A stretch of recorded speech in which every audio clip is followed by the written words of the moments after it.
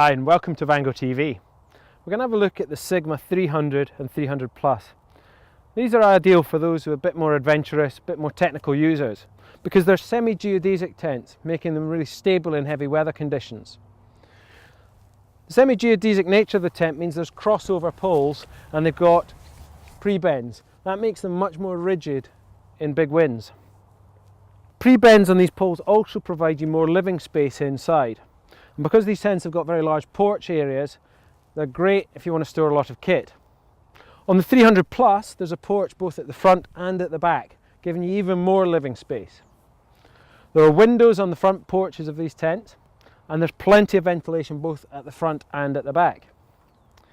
Inside, the inner tents have plenty of storage space and pockets, and they also have hanging loops for lanterns.